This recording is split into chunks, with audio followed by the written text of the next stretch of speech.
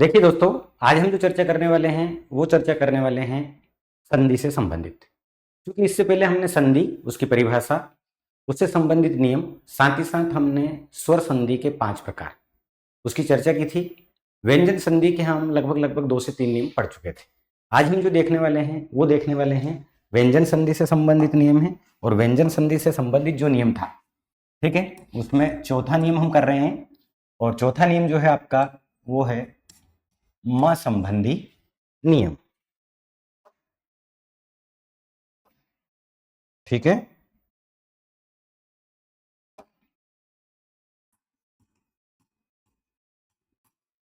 म संबंधी नियम।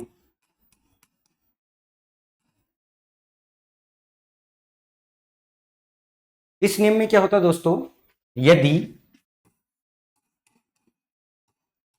का से लेकर का वर्ण, यदि का से लेकर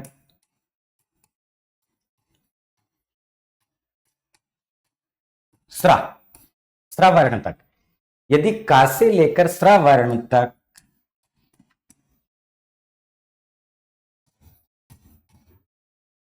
का से लेकर स्रा वर्ण के, ठीक है, अब का से लेकर स्रा तक कितने होते हैं? 33 वर्ण होते हैं। तो का से लेकर स्रा वर्ण तक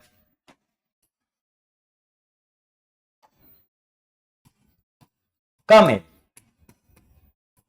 यानी कि मैं आपसे कहना चाह रहा हूं का से लेकर स्रा तक के वर्णों का मेल, का से लेकर स्रा तक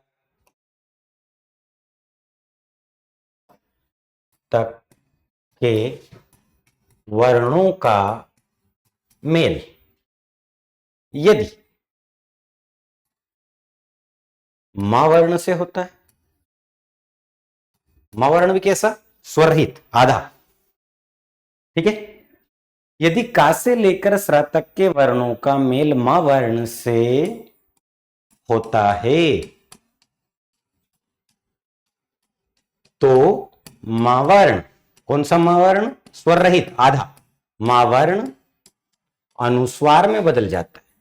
किस में बदल जाता है? अनुस्वार। अनुस्वार बोले तो बिंदु, अनुस्वार बोले तो बिंदु, अनुस्वार में बदल जाता है।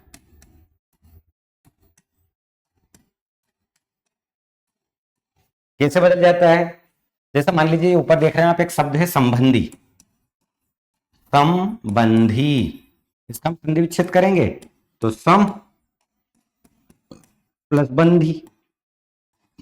तो ये जो आधा मां है ये काय में बदल गया? अनुस्वार में बदल गया। मान लीजिए ये शब्द है संधि, तो सम प्लस धी। तो ये जो आधा मां है ये अनुस्वार में बदल गया। संध्या, सम प्लस ध्या, ये आधा मां जो है अनुस्वार में बदल गया। संज्ञा क्या होगा? सम प्लस ज्ञा।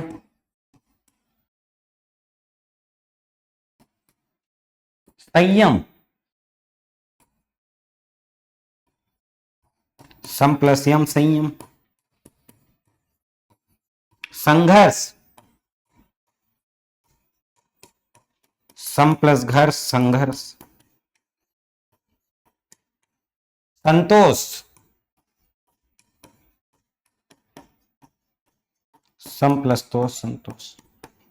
अब देखिए यहां पे आपको ध्यान इस बात पर देना है कि जो ये अनुस्वार है जिसको हम बिंदु कहते हैं, ये बिंदु जो है, अनुस्वार जो है, वो आधा मां वर्ण में बदल रही है।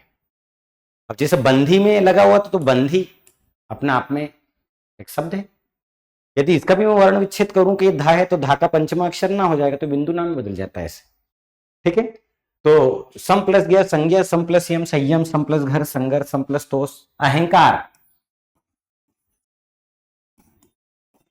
अलंकार,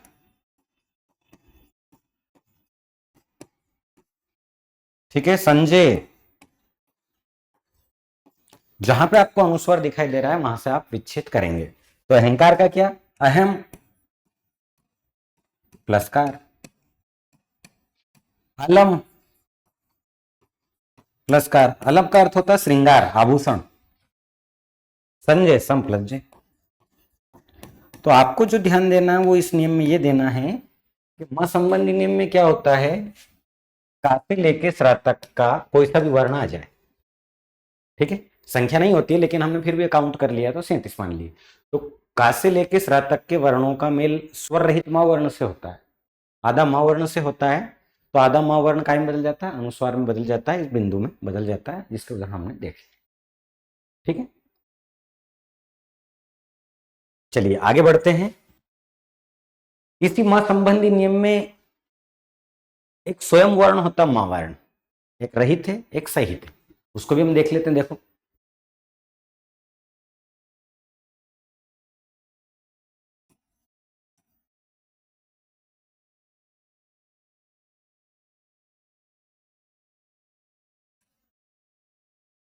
माँ संबंधी नियम इसी में हम देख रहे हैं।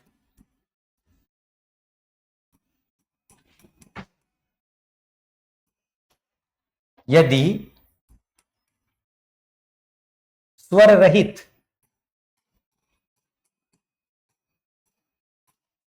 माँ वर्ण के बाद, यदि स्वर रहित माँ वर्ण के बाद स्वर सहित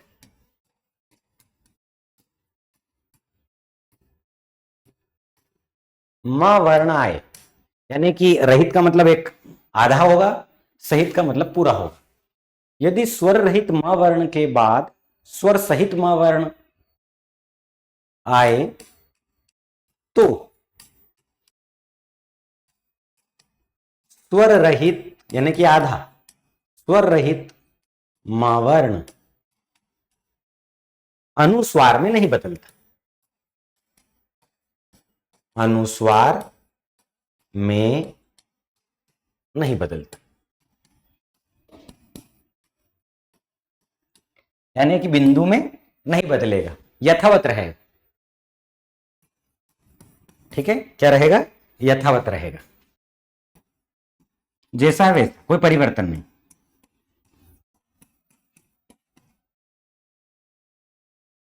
एक बार पुनः ध्यान दें, यदि स्वर रहित माँ वर्ण के बाद स्वर सहित माँ वर्ण आता है तो स्वर रहित माँ वर्ण अनुस्वार में नहीं बदलता है।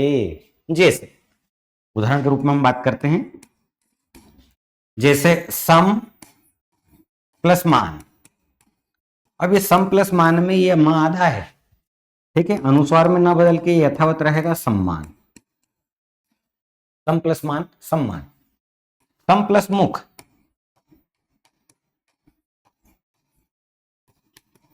आधा माँ यथावत रहेगा सम्मुख।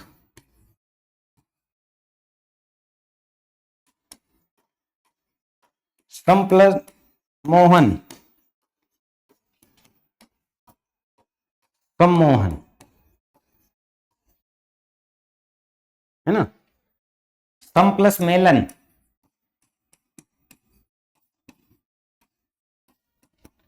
सम्मेलन।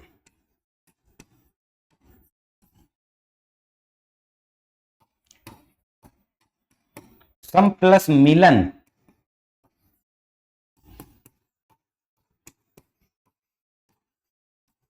सम्मिलन। तो यहां पे आपको ध्यान क्या देना, ध्यान दो, पीछे मां वर्ण जो है वो स्वर सहित है यानी कि पूरा है, और ये शब्द का अंश मात्र है।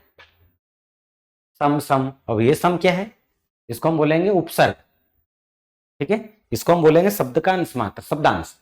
तो यहां पे जो आप सब देख रहे हैं सम्मेलन सम्मेलन सम्मान सम्मुख सम्मोहन, इसमें कोई विकार कोई परिवर्तन कोई बदलाव नहीं आया। जैसे हिम प्लस मत, हिम्मत,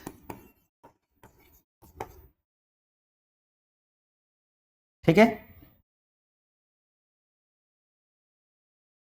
सम प्लस मोहित,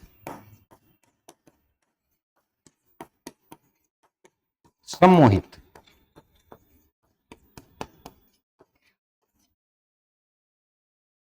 तो इस नियम में क्या होता है कि आधा मां वर्ण के बाद यानी कि स्वर रहित मां वर्ण के बाद स्वर सहित मां वर्ण आ जाता है, तो शब्दों में कोई परिवर्तन विकार नहीं होगा, यथावत लिख देंगे हम जैसा है वैसा। ठीक है। और ये जो सम है वहीं पर अभी हमने बात करी थी कि का से लेके स्राव में देखेंगे हम, तो वो काय में बदल रहा था, अनुस्वार में बदल रहा था। ठीक है।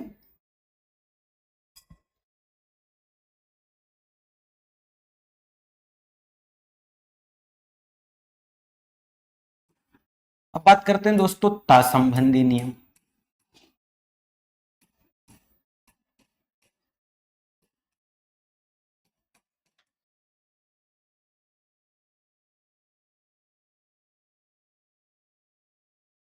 ता संबंधी नियम में क्या होता है, ये जो ता वर्ण है, यदि ता वर्ण का मेल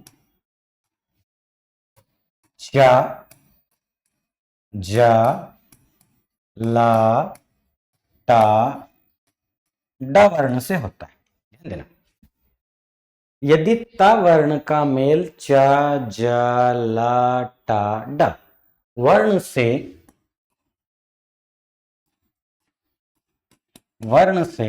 होता है,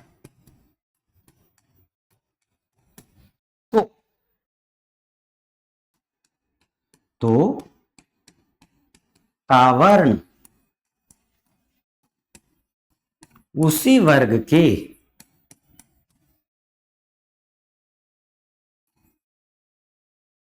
उसी वर्ण के आधे वर्ण में बदल जाता है। आधे वर्ण बोले तो स्वर रहित, ठीक है, स्वर रहित मतलब आधा, तो स्वर रहित हम कहें, आधा वर्ण कहें, आप समझ रहे हैं ना। तो ता वर्ण उसी वर्ण के आधे वर्ण में बदल जाता है।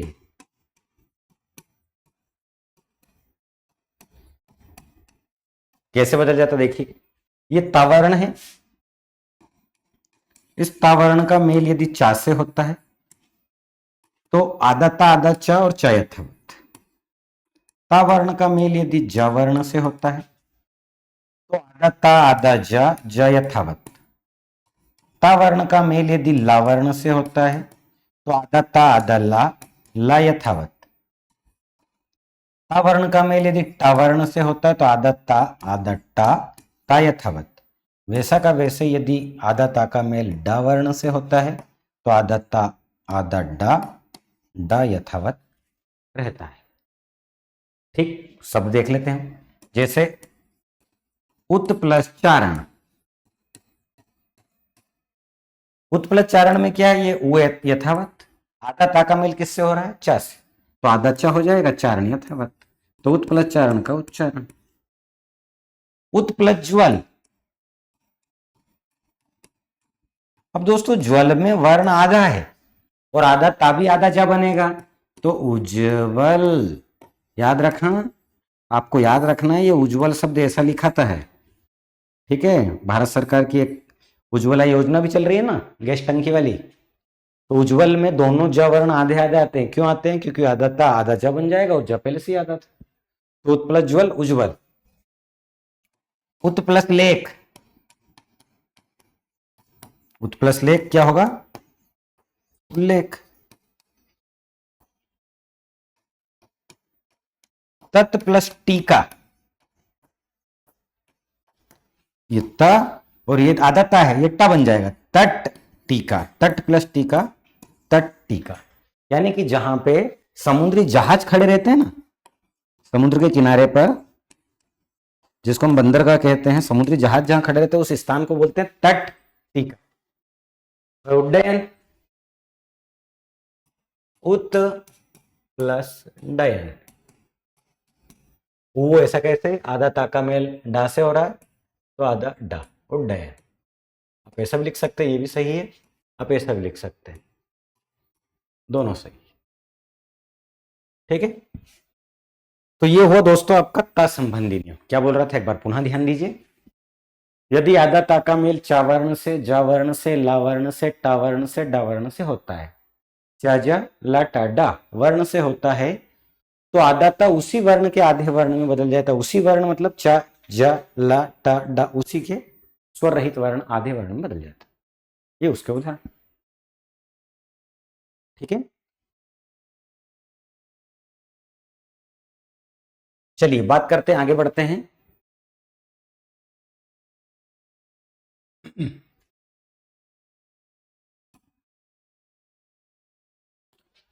अब कुछ छोटे नियम हैं, जो नियम कुछ शब्दों पर काम करते हैं, लेकिन चूंकि प्रमुख होते हैं, इंपॉर्टेंट होते हैं, इसलिए इंपॉर्टेंट होते हैं कि कभी कभी वहां पर भी अपठित गद्यांश में जानबूझ के एक प्रश्न बनाएगा, अंडरलाइन करके कोई शब्द दे देगा, उसका संधि पूछ सकता है।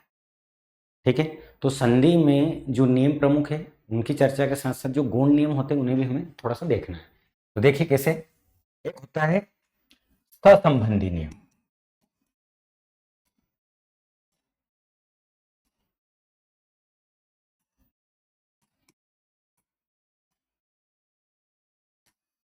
सहसंबंधी नियम, ये नियम ऐसा है दोस्तों, यदि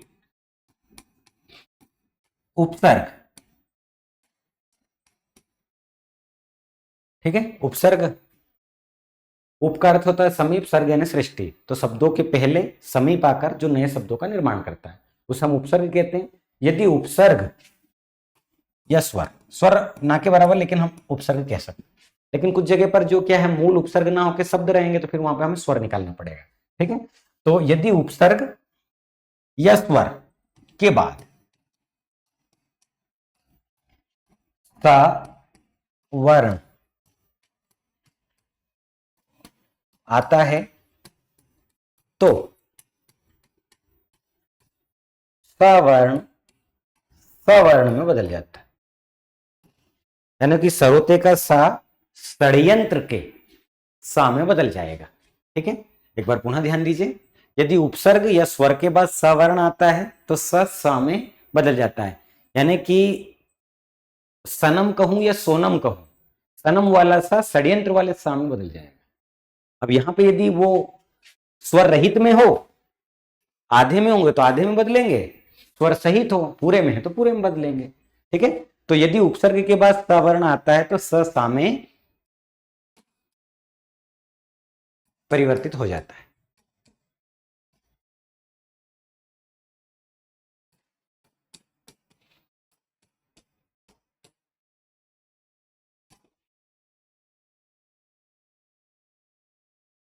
कैसे हो जाएगा ध्यान देना, जैसे मान लीजिए मैंने लिखा उदाहरण में सु, ये सु उपसर्ग है, ध्यान देना। हाँ, अब यदि इसमें स्वर देखूं तो फिर वो ये जो स्वर का काम करेगा यहाँ पे, तो चूंकि अब सु का अर्थ सुंदर होता है, ठीक है, तो सु प्लस सम,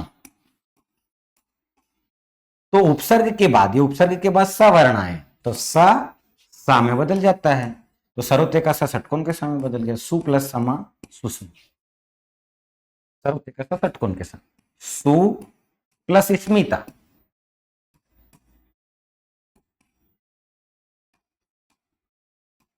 सु प्लस स्मिता। अब सरोते का जो सा है वो आधा है, स्वर रहित है, तो यहां पे आधे में बदल जाएगा, सु plus Smita Sushmita.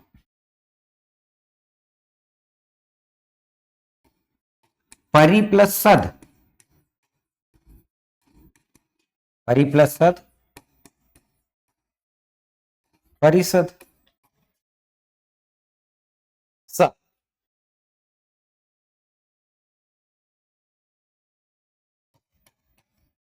We plus प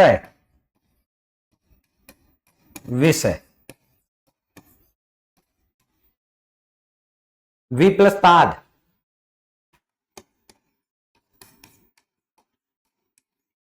विषाद,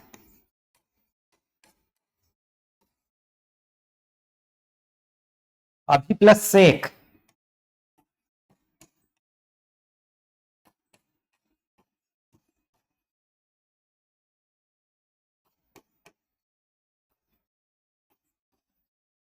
अभिषेक। तो यहां पे हमने क्या कहा है कि यदि उपसर्ग के बाद, ठीक है, सवर्ण आता है तो सा में बदल जाता है, ये आप देख रहे हैं। यदि स्वर रहित है तो रहित में बदलेगा षटकोण का, सहित है यानी कि पूरा है तो पूरे में बदलेगा। ठीक है, तो सुषमा हो गया, सुस्मिता हो गया, परिषद हो गया, अभिषेक हो गया, विषय, विषाद। ठीक है, ये प्रमुख प्रमुख वो शब्द है। इससे पहले सुष्मिता शब्द पूछ लिया भी गया है, अभिषेक भी पूछा गया शब्द है। ठीक है, तो ये हुआ आपका ससंबंधी नियम। ऐसा कैसे दोस्तों?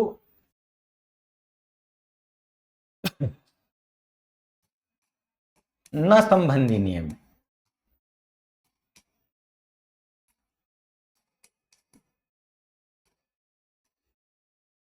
ठीक है, यदि उपसर्ग, या हम स्वर भी कह सकते हैं, लेकिन चूंकि उपसर्ग दिख ही रहा है तो कोई दिक्कत नहीं। यदि उपसर्ग के बाद न वर्ण आता है, अब यहां पे क्या होता है, न वर्ण शब्द के मध्य में भी आ सकता है, न वर्ण शब्द के अंत में भी आ सकता है। तो मध्य में आएगा तो मध्य में बदलेगा, अंत में आएगा तो अंत में बदलेगा। ठीक है, यदि उपसर्ग के बाद न वर्ण आता है तो न ण वर्ण में बदल जाता है, न ण वर्ण में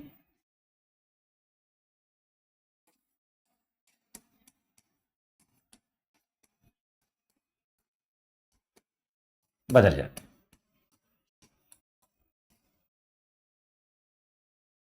न वर्ण काय में बदल जाएगा, ण वर्ण में बदल जाता है। कैसे बदल जाता है देखो, जैसे मैंने कहा सुर्प प्लस नख। ठीक है, रावण की बहन का नाम सुर्प था, अपने नाखून बड़े रखती थी तो नखा हो गया। अभी हमने यहां कहा कि उपसर्ग। ठीक है, अब उपसर्ग का मतलब यहाँ पे उपसर्ग ना होके क्या है, स्वर है।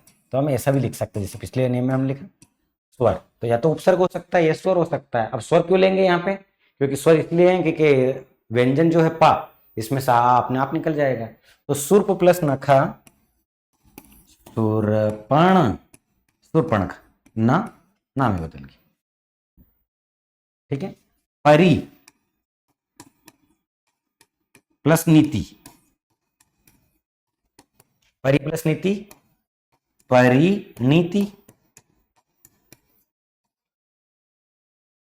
परी प्लस ने, परिणय।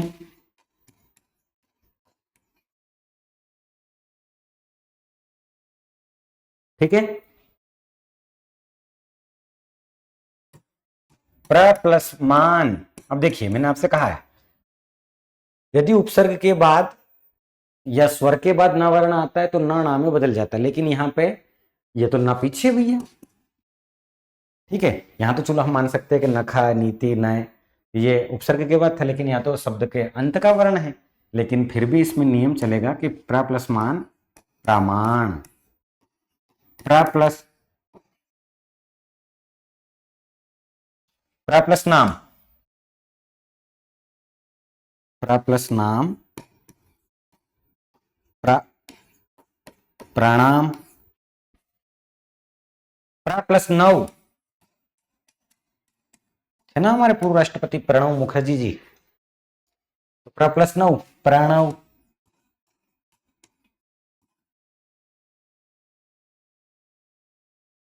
तो यदि उपसर्ग या स्वर के बाद ना वर्ण आए तो ना में बदल जाता है, और ना में बदल जाता है। अधिकांशतः समय तो ये उपसर्ग के बाद ही आएगा, लेकिन कुछ शब्दों में ऐसा होता है जैसे प्रमाण है, प्रणाम है। ठीक है, इसमें कभी कभी शब्द के अंत में भी ना वर्ण की ध्वनि आती है, तो ना वर्ण जो होता है उस ना में बदल जाएगा। जैसे एक बार परीक्षा में पूछा गया है प्रश्न, रामायण, रामायण। अब इसमें दीर्घ का नियम भी है और व्यंजन का नियम भी है। दीर्घ स्वर संधि का नियम इसलिए है कि हम जब यहां पढ़ेंगे कि राम प्लस अयन, तो यहां पे वर्ण चेंज होगा, तो ये राम प्लस अयन रामायण। आ और आ बराबर दीर्घ है, और वर्ण चेंज होने के कारण व्यंजन है। तो ये प्रश्न जब आया ना, रामायण कौन सी संधि है, तो आपको दीर्घ न लगा के व्यंजन संधि लगाना है। लेकिन यदि दो विकल्प दे, क्योंकि आपने देखा होगा कि बहुत बार परीक्षा में ए और बी दोनों सही होते तो सी जवाब हो जाता है। ठीक है, तो राम प्लस अयन बराबर, ये ण संबंधी नियम है, व्यंजन का है, और व्यंजन के साथ दीर्घ भी है तो व्यंजन व दीर्घ दोनों, तब आप दोनों लगाएंगे क्योंकि इसमें स्वर का भी एक नियम लगा हुआ है। राम प्लस अयन रामायण, लेकिन न वर्ण चेंज हो रहा, जबकि दीर्घ संधि में नियम चेंज नहीं होता। ठीक है, इस प्रकार से दोस्तों ये प्रमुख रूप से हमने व्यंजन संधि से संबंधित 8 नियम। अब बात करते हैं हम विसर्ग संधि की।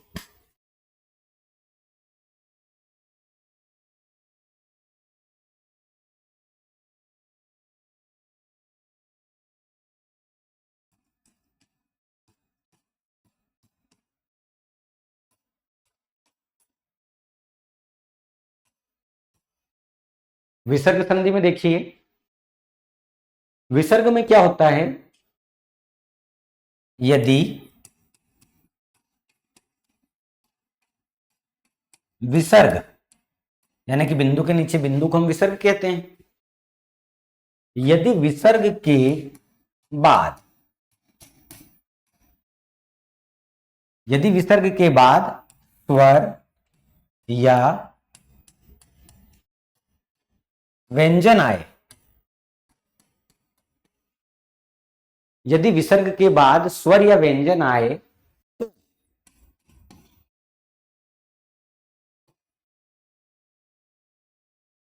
उसे विसर्ग संधि कहते हैं। यदि विसर्ग के बाद या तो स्वर आ जाए या व्यंजन आ जाए, तो यदि विसर्ग के बाद स्वर या व्यंजन आए तो उसे विसर्ग संधि कहते हैं।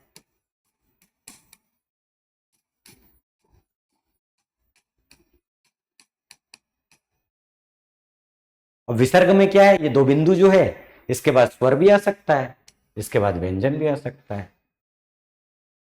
ठीक है, तो विसर्ग के बाद स्वर या व्यंजन आए तो उसे विसर्ग संधि कहते हैं। विसर्ग संधि का पहला नियम देखते हैं।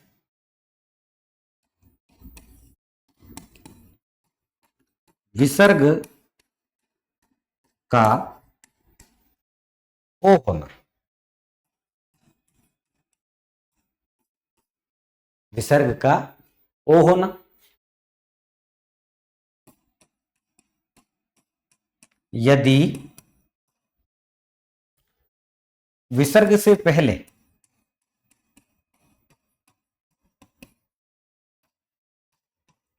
स्वर आए व विसर्ग का मेल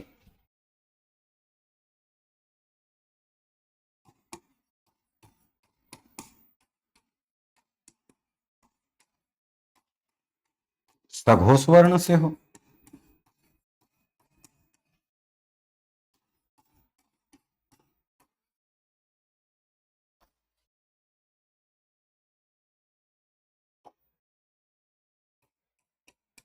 तो विसर्ग का ओ हो जाता है।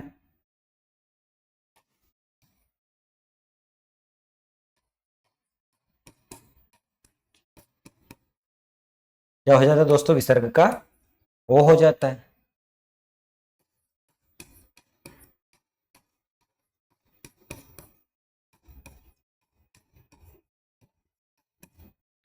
परिभाषा पर पुनः ध्यान दें,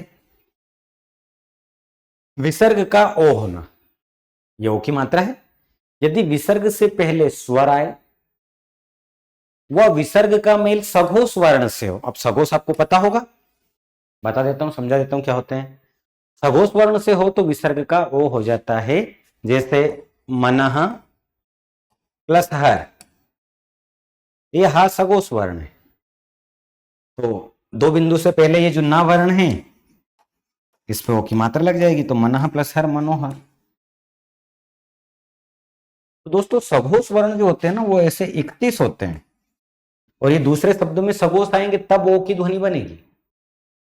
ठीक है, पहले तो सघोष क्या होते हैं उसको बता देता हूं, फिर कुछ आपको उदाहरण बताता हूं। देखिए, पहले हम समझते हैं सघोष क्या होता है। दोस्तों ये जो सघोष है, सा का मतलब होता है साथ और घोष का मतलब होता है नाद। कंपन, इसको आप बोल सकते हैं इको। ठीक है, तो जो घोष होते हैं, घोष का अर्थ होता है नाद या कंपन। ठीक है, और ये कितने वर्ण होते हैं? 31 होते हैं। वे वर्ण जिन्हें बोलते समय, वे वर्ण जिन्हें बोलते समय स्वर तंत्रियां,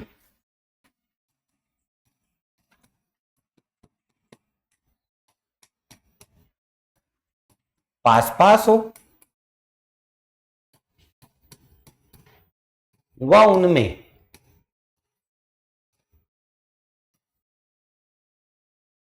कंपन हो, नाद उत्पन्न हो।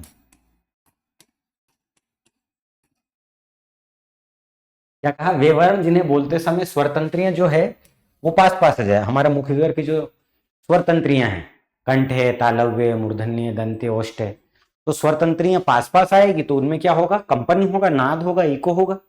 ठीक है, पास पास हो वह उनमें नाद हो, उन्हें सगोष वर्ण कहते हैं।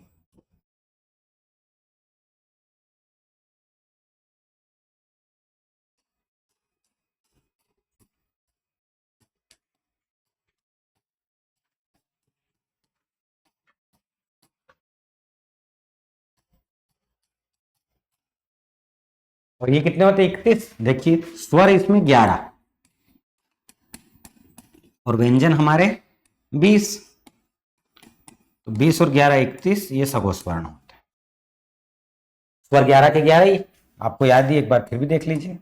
आ ई ओ री, ए ओ। ये तो हो गए हमारे 11 स्वर, और 11 के 11 ही क्या सगोष है। और व्यंजन में क्या होता है? वर्ग का 3 4 5 होता है, ग घ अंगा, यानी कि वर्ग का तीसरा वर्ण, चौथा वर्ण और पांचवा वर्ण। ज झ य ड ढ ण द ध न ब भ म। तो ये हो गए 15। अंतस्थ के 4 वर्ण, या र ल व, ये हो गए 19 वर्ण, और उष्म का ह, ये हो गए 20। तो 20 और 11 कितने हो गए? 31। तो दोस्तों ये जो 31 वर्ण हैं ये होते हैं सगोष। ठीक है, क्या होते हैं? ये होते हैं सगोष। तो एक बार पुनः परिभाषा पे ध्यान दीजिए। परिभाषा क्या कह रही थी? विसर्ग का ओ होना। यदि विसर्ग से पहले स्वर आए, ये जो दो बिंदु है ना, उनसे पहले कोई सा भी व्यंजन आएगा तो उस व्यंजन, वो जो व्यंजन है, दो बिंदु से पहले कोई सा भी व्यंजन आएगा तो वो व्यंजन वास्तविकता में बना किससे है? स्वर की सहायता से। लिखा किससे गया है? स्वर की सहायता से लिखा गया। तो यदि विसर्ग से पहले स्वर आए, वह विसर्ग का मेल सघोष वर्ण से हो, तो विसर्ग का ओ हो जाता है। तो हमने एक उदाहरण देखा था, मन्ना प्लस हर मनोहर, हा सघोष अभी मैंने बताया। यसा प्लस द, यसा प्लस द क्या होगा? यशोदा। ये दा भी तीसरा वर्ण था, दाधा। ठीक है, यसा प्लस धरा,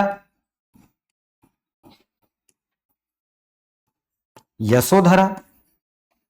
तो दो बिंदु पे बन गए, धा सघोष है, यशोधरा।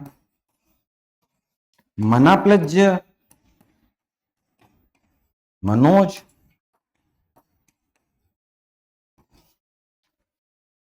मनाधन वृत्ति, मनोवृत्ति।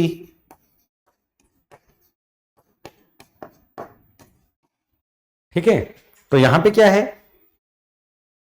जो सघोष वर्ण है उसके पहले जो दो बिंदु लगे हुए जिनको हम विसर्ग कहते हैं, वो ओ में बदल जाता है।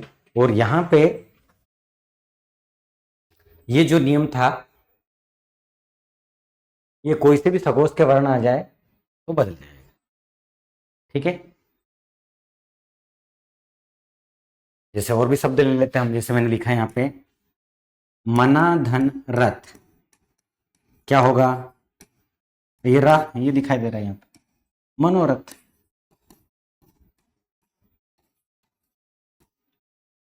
मना धन विनोद,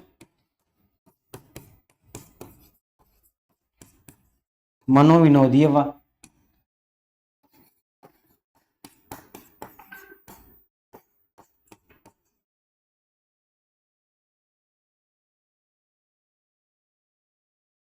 ठीक है,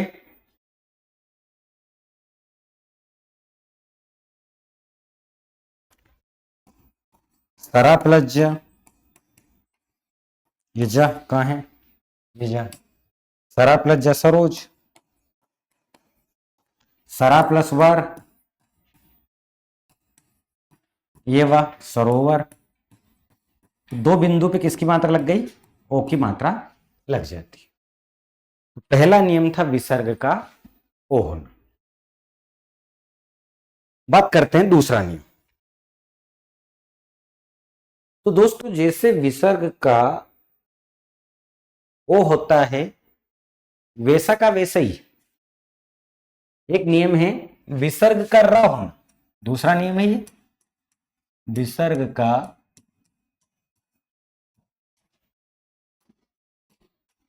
र होना। अभी दोस्तों ये जो र वर्ण है ना, ये सहित भी आ सकता है, पूरा भी आ सकता है, या आधा भी आ सकता है। ठीक है, पूरा जब आएगा जब व्यंजन होगा।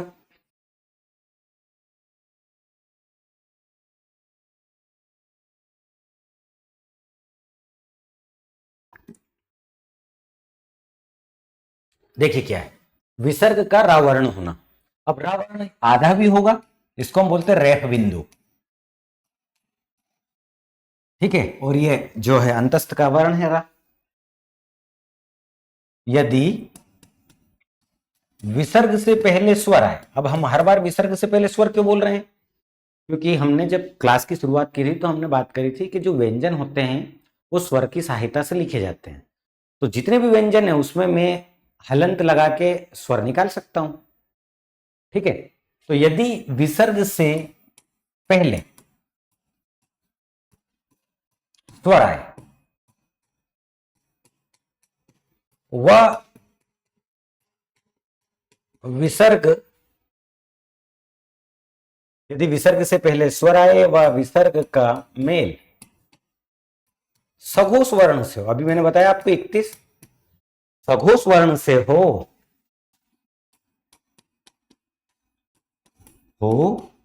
तो विसर्ग का रा वर्ण हो जाता है।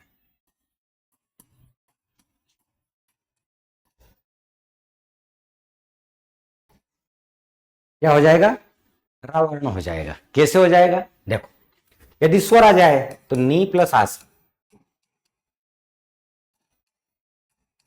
आ बड़ा है, दो बिंदु जो है वो स्वर के बाद आ रही है तो दो बिंदु रा में बदल जाएगी। नी प्लस आसा नी, ये दो बिंदु रा है, ये बड़ा की मात्रा है, नी प्लस आसा निराश। तो स्वर था इसलिए रा पूरा हो गया, ये रा। नी प्लस उत्साह, नी ये रा है, रा में छोटाओं की मात्रा, निरुत्साह।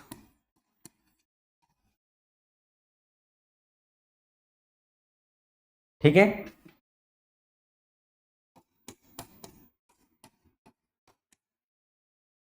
नी तो निराशा निरुत्साह।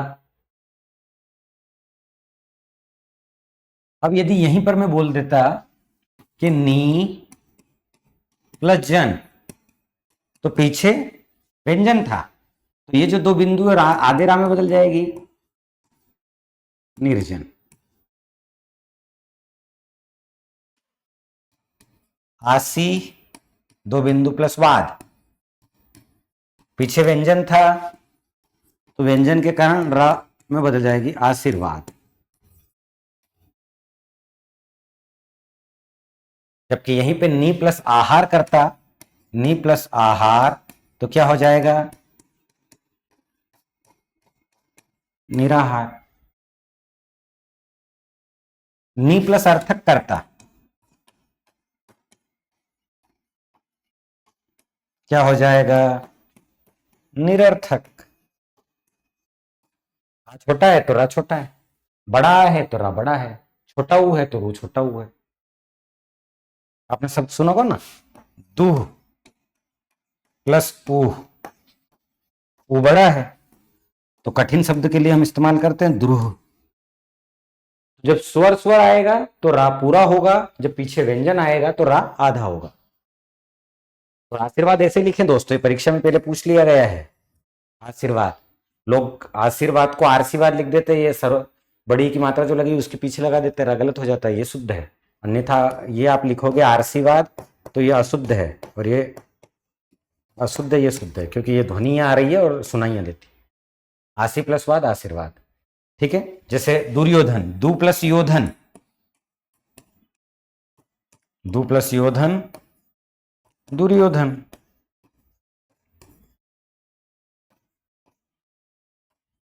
दु प्लस बल दुर्बल। तो पीछे व्यंजन जब भी रहेगा तो रा आधा होगा और वो सिर पे चला जाएगा, व्यंजन के पीछे वाले व्यंजन के सिर पर, दुर्बल, ठीक है। तो यदि विसर्ग से पहले स्वर आए, वह विसर्ग का मेल सघोष वर्ण से हो, तो विसर्ग रा वर्ण में बदल जाता है। यदि स्वर है तो पूरा रा है, व्यंजन है तो आधा रा है, ठीक। इस प्रकार से ये विसर्ग का दूसरा नियम आपका कंप्लीट हो। अब बात करते हैं दोस्तों अघोष से संबंधित।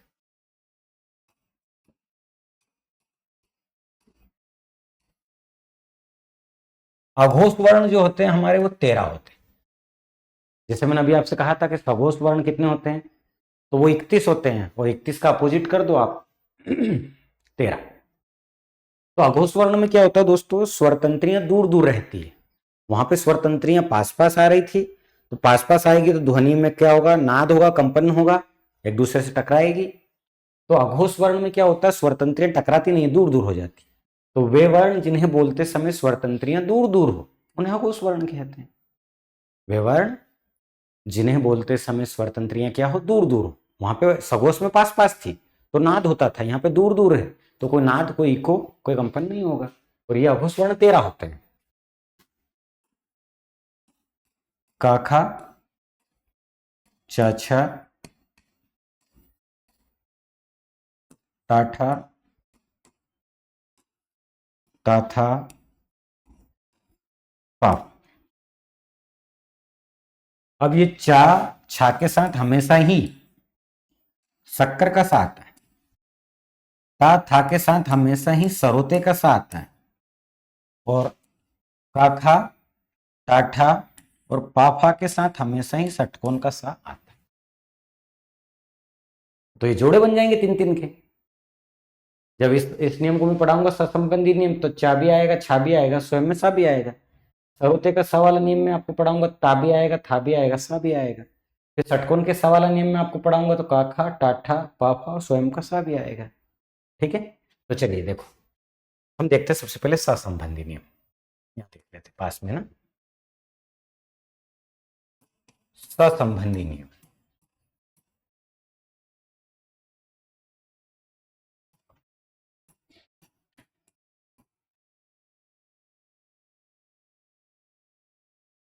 अब इसमें क्या होता है सहसंबंधी नियम में, यदि विसर्ग के पहले स्वर आए व, यदि विसर्ग से पहले या विसर्ग के पहले स्वर आए व विसर्ग का मेल, विसर्ग का मेल अघोष वर्ण च, छ, स, च वर्ण से हो सकता है, सवर्ण से हो सकता है, सवर्ण से यदि विसर्ग के पहले स्वर आए व विसर्ग का मेल अघोष वर्ण च छ स वर्ण से होता है, वर्ण से होता है, तो विसर्ग, तो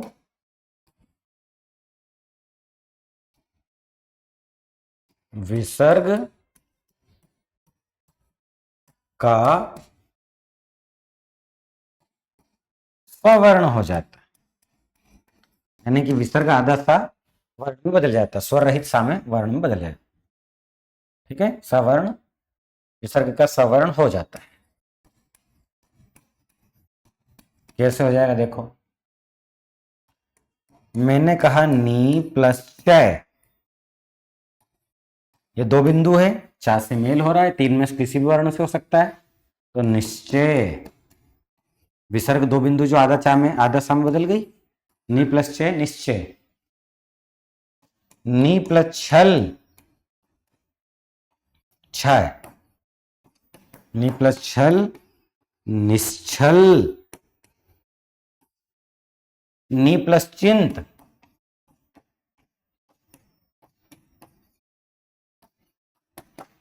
निश्चिंत,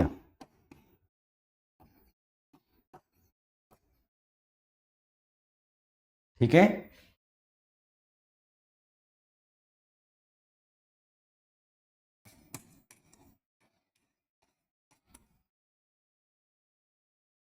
नी प्लस शुल्क निःशुल्क, नी प्लस शुल्क का क्या हो गया, निःशुल्क, निःशुल्क पढ़ेंगे हम। दु प्लस चरित्र दुष्चरित्र,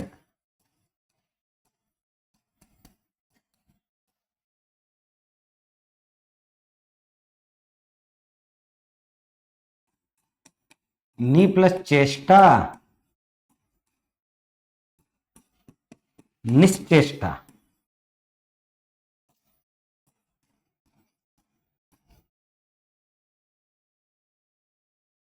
दु प्लस शासन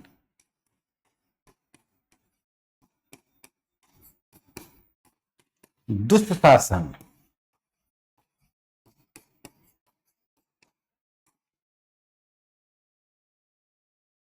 ठीक है।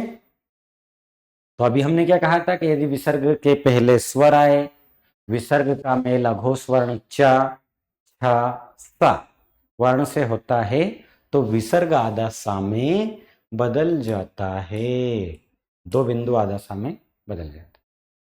ठीक है दोस्तों, फिर देखिए चौथा नियम, वही विसर्ग का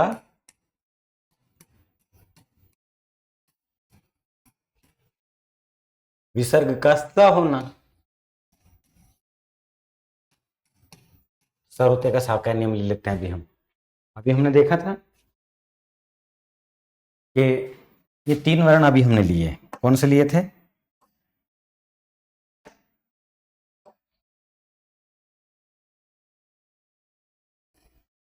ये तीन लिए थे च छ स, अब हम ये ले रहे हैं ता था सा वाले,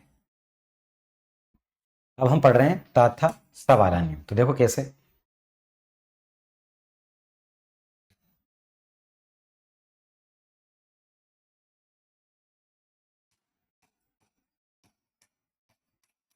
विसर्ग का स होना,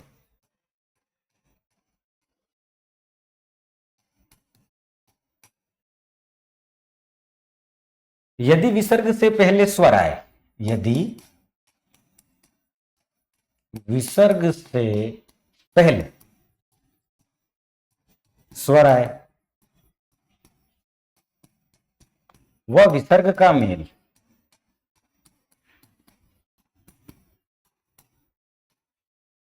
किससे होगा बताओ, अघोष वर्ण से, विसर्ग का मेल अघोष वर्ण, और अघोष वर्ण भी कौन से दोस्तों, ता, था, सा। अघोष वर्ण से होता है, अघोष वर्ण से होता है। तो यदि विसर्ग से पहले स्वर आए और विसर्ग का मेल अघोष वर्ण ता, था, सा से होता है तो विसर्ग सा वर्ण में बदल जाता है। क्या बदल जाता है? विसर्ग सा वर्ण में बदल जाता है।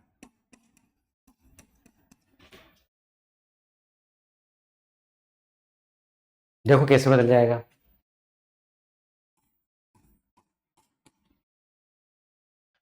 जैसे मैंने कहा वी प्लस तार, ता है, सरोते का सा आधा हो जाएगा विस्तार। मरु प्लस थल, दो बिंदु, आधा साम बदल जाएगा मरुस्थल। अंतः प्लस थल,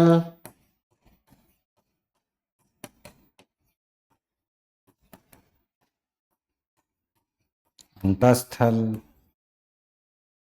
नमस्ते,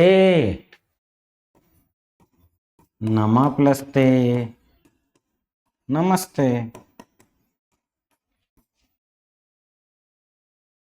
है ना? सा, दो प्लस साहस, क्या होगा? दुस्साहस। पीछे सा आ रहा ना, तो आधा सा बदल जाएगा, सा का सा में। जैसा भी हम लोगों ने देखा था निःशुल्क, तो शुल्क तो था ही से, डबल सा आधा आधा आ गया, निःशुल्क ऐसे दुस्साहस। नी प्लस सहाय, क्या होगा? निस्सहाय। नी प्लस तेज, क्या होगा? निस्तेज। क्या हो जाएगा? निस्तेज। ठीक है। तो इस प्रकार से दोस्तों यहां पे क्या होता है, जो वर्ण आएंगे वो ता था सा आएगा। वहां पे जैसे चा छा सा था, वैसा यहां पे ता था सा है, ता था सा। पांचवा नियम देखिए इसका विसर्ग का, ये वाला काखा टाठा पाफा षटकोण का सा, यानी कि विसर्ग का सा होना।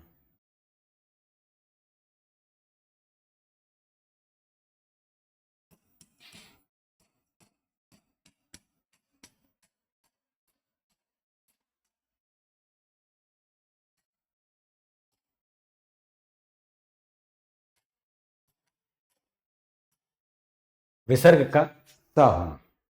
यदि विसर्ग से पहले, यदि विसर्ग से पहले स्वर आए,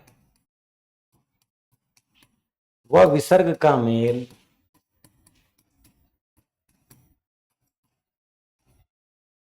किससे होगा बोलो? अघोष वर्ण से होगा। और कौन अघोष वर्ण? बताइए कौन से?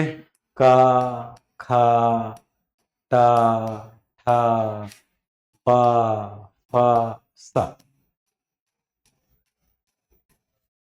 यदि विसर्ग से पहले स्वर आए और विसर्ग का मेल अघोष वर्ण काखा टाठा पाफा सा से होता है तो विसर्ग का, विसर्ग का या विसर्ग सा में बदल जाता है। विसर्ग का सा हो जाता है या विसर्ग सा में बदल जाता है।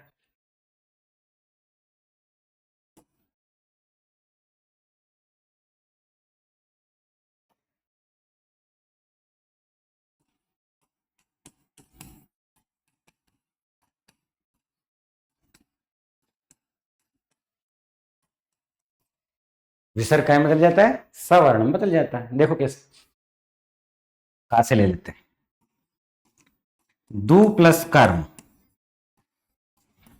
क्या होगा, दुष्कर्म।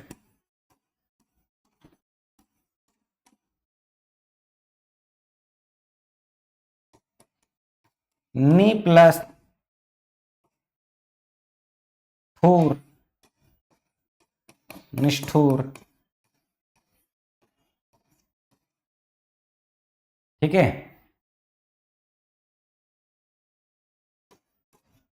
धनु प्लस टंकार, धनुष टंकार, धनुष टंकार। क्या था ना, षटकोण का आधा हो। दो प्लस परिणाम क्या होगा, दुष्परिणाम।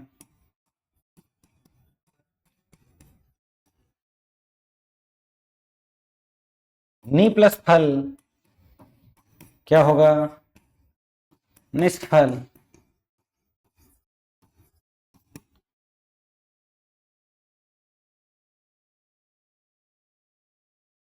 ठीक है, दोस्तों इस प्रकार से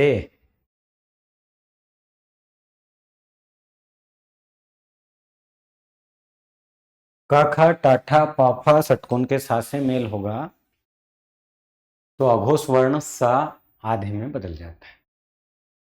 इस प्रकार से ये आज हमने विसर्ग संधि तक के प्रमुख नियमों की चर्चा की। ठीक है, कल हम चर्चा करने वाले हैं दोस्तों समास की। ठीक है, छोटे से एक दो नियम और बचे, इसको हम कल देख लेंगे और समास कल हम स्टार्ट करने वाले हैं। ठीक है, चलिए कल इसी समय पर मुलाकात करेंगे। धन्यवाद।